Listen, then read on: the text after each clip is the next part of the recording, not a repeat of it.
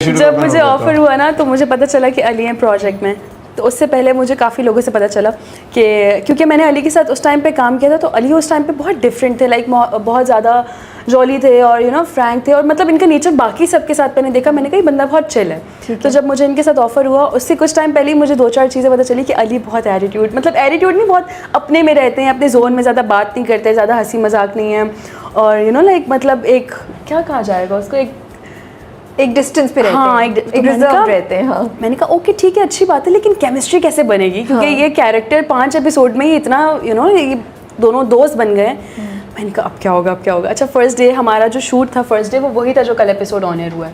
हाँ, कल वो पहला जो कल रात ऑन एयर हुआ है, शादी वाला पहला सीन था, पहला सीन था हमारा, वही बड़ा वाला। पहले ये बात कंप्लीट कर ले, फिर उस पे आते हैं कि कैसे शूट हुआ था। तो वो फिर जब मुझे ऑफर हुआ, मैंने कहा ओके ठीक है, अल्लाह मालिक है, हो जाएगा, बस अब क्या करें, अब ऑफ़र तो हो गया।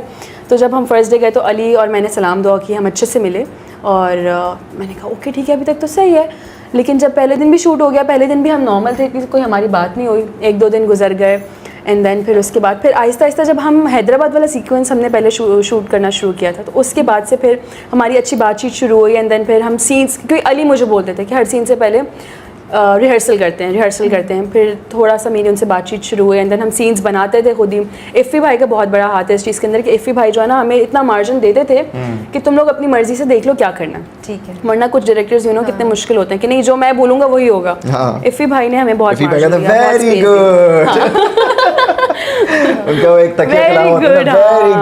बहुत अच्छा। तो वो फिर हमारी इस तरह से केमिस्ट्री जो है ना थोड़ी अच्छी होना शुरू हो गई। फर्स्ट डे मुझे मुश्किल लगा, थोड़ा डर भी लग रहा था कि इतना काम है, कैसे होगा अगर केमिस्ट्री अच्छी नहीं बनी है। एक बंदा जो है वो मैंने सुना बात ही नहीं करता किसी से। कैसी वो मुझे 2-3 लड़कों ने भी बोला, मुझे 3-4 लड़की, मैं आपको बताया था मैंने, हाँ मुझे याद है कि 3-4 लोगों ने मुझे बोला था ये, कि बस अब तुम खैर मनाओ। नहीं, मतलब ये नहीं बोला था कि बदतमीज है या बुरा है, मतलब ये कि रिजर्व है। तो मैंने कहा यार ठीक है, रिजर्व अपनी उसमें रिजर्व है, मतलब उनको समझ नहीं आ रही कि इसके साथ आइस कैसे ब्रेक करें, कि उसके साथ केमिस्ट्री अगर बनानी हो तो कैसे बनाए, वो समझ ही नहीं आ रहा। और आपको बिल्कुल नहीं पता था कि आपके बारे में ऐसी रेपुटेशन है। मैं तो ये सोच रहा हूँ कि यार शायद उनको इंटरेस्ट नहीं है काम करने में किसी चीज में। मुझे लेकिन ऐसी कोई बात नहीं है, to be honest with you, ऐसी कोई बात नहीं। जो मेरी को स्टार्स थी इससे पहले भी, इस प्रोजेक्ट से पहले भी, उनके साथ जोया थी, मारिया थी, उसके अलावा और भी थी दिस एंड दैट, तो उनके साथ बहुत अच्छी केमिस्ट्री मेंटेन करके रखी। जो प्रोजेक्ट की जो नेचर थी ना, उस हिसाब से मैंने उसको मेंटेन करके रखा।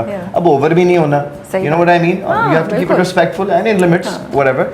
तो मैं बताऊं क्या करता हूं, पहली दफा जब मुलाकात होती, अस्सलाम वालेकुम, कैसी हैं आप, ठीक है, okay good to see you Ali, ठीक है, उन्होंने बोला जी मेरे साथ ठीक है, ऐसा ही हुआ, ठीक है। उसके बाद बैठ गए दिस एंड दैट, अच्छा सीन आया पहला, अच्छा ठीक है, पहला सीन आया, जो कौन सा पहला सीन था हमारा, वही जो बड़ा सीन जो कल हुआ ना, वही बड़ा सीन था। तो देन बेसिकली जब सीन की बारी आती, फिर मैं कहता हूँ लाइंस करते हैं जो भी है, फिर अच्छा इस तरीके को कैसे करना है, फिर वो तो नॉर्मल सीन्स होते हैं। जब रोमांटिक सीन सबसे पहला वाला आता है, क्योंकि ऑब्वियसली स्क्रिप्ट आपने पढ़ी होती है, जब रोमांटिक सीन आता है फिर आपको फिगर आउट करनी होती है कि जी इस सीन का नेचर क्या होगा, जो एक्ट्रेस आपके ऑपोजिट है उसकी जो एक कंफर्ट जोन है वो क्या है। सही बात है, you know, so you ask these questions कि are you comfortable with this, how should we do this. Director ने कुछ बोला, डायरेक्टर ने शायद बोला कि जी आपने आना और आपने जो है ना उसको यहाँ से यूं पकड़ना है ऐसे करके, तो भाई मतलब वो कंफर्टेबल है भी या नहीं, आपने तो बोल दिया, मैं कैसे ऐसे कर लूँ और वो कैसे ऐसे एक्सेप्ट कर ले। तो जी आपने पूछना, मैंने कहा इससे पहले कि मैं कहूँ are you okay with what he is saying, you know, are you okay, उन पे डाल दो, मेरे ऊपर नहीं है, उन पे डाल दो। देन फिर वो कहते हैं नहीं, ऑब्वियसली शायद लड़की को कोई रिजर्वेशन होगी या मुझे भी हो सकती है, ऐसा नहीं है कि it works both ways. So then you just find out this common ground and then you work on it, and then obviously आपकी जो एक केमिस्ट्री वैसी जो बनने लग जाती है, फिर वो लोगों को पसंद आती है।